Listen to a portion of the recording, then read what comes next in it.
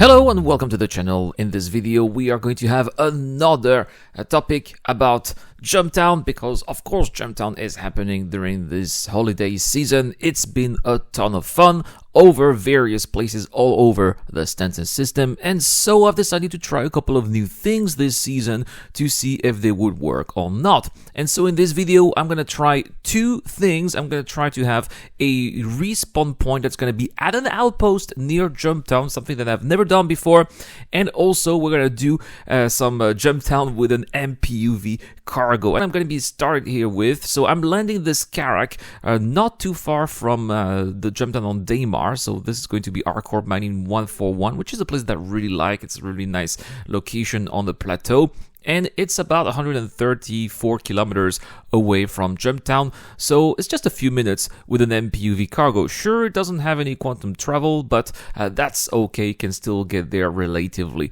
quick. If you manage to go to space, just don't fly in atmosphere because it's going to be super slow. So once we get there, well, we need to make sure that the place is clear, because that thing is not going to be able to defend itself, but we can definitely feel quite a lot of boxes inside. As you can see, members of the Erad Club, Shadow Rise and Deployable Infidel here helping out, filling in this tiny little ship.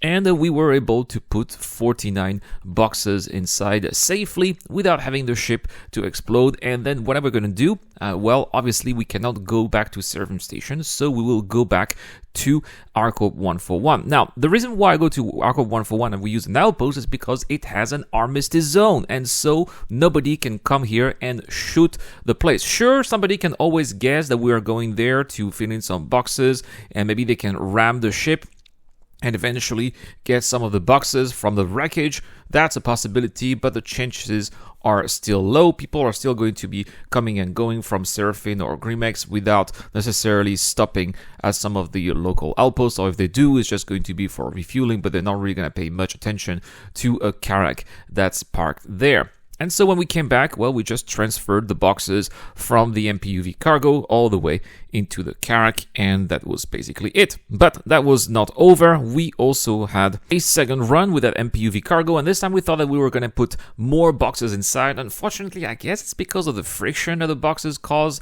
The MPUV exploded when we had 60 boxes inside. So yeah, that was a lot of money that was just wasted there. But because the ship is so small, the explosion was small as well, and we didn't lose so many boxes. So we came back with a couple of more ships. In this case, I came back, since I respawned here at R-Corp 141, I came back with a Pisces. Unfortunately, somebody was there.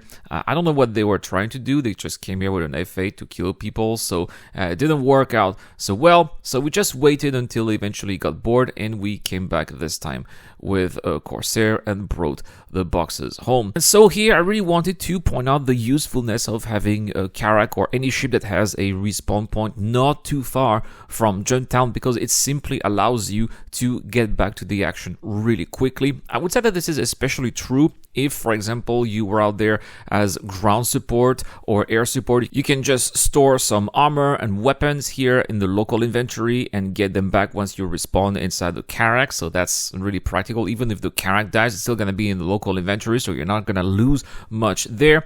Or you can use the local facilities. Here there is a Platinum Bay, so this is where you can spawn not just ground vehicles, but also some small air vehicles or space vehicles as well. You can spawn an M50, you can spawn a Talon, you can spawn also some other snub fighters that you can fly to. I mean, Jumptown is not too far, so you could technically also fly to Jumptown with a Fury or a Merlin and bring additional support firepower for your group that's over there. So there we have it, guys. This is a tip that I hope you found useful. Is it something that you do as well when you are playing Jumptown? Do you have like a local respawn point? Some people just use the stations, but I feel sometimes the stations are a little bit too cumbersome to respawn. I mean, so you have to go through several elevators, you have to go wait until your ship is there, go through the hangars, call the ATC.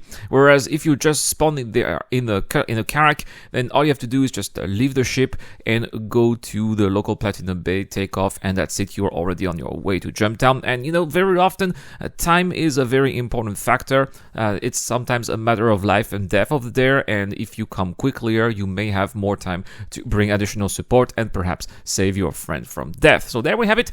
Do you have any other tips for Jumptown that you'd like to share? Let me know in the comment section down below as well. We're gonna have another Jumptown video coming up later this week as well. So stay tuned to the channel if you enjoyed those. Subscribe to the channel. Don't forget to hit the like button if you like the video, and I will see you guys in the next one. And the Karak should be 49, I think. 49, yep. So 109 boxes. Yeah, so basically 2.15 million. 750k a piece almost. Let me use my calculator because I'm terrible at math.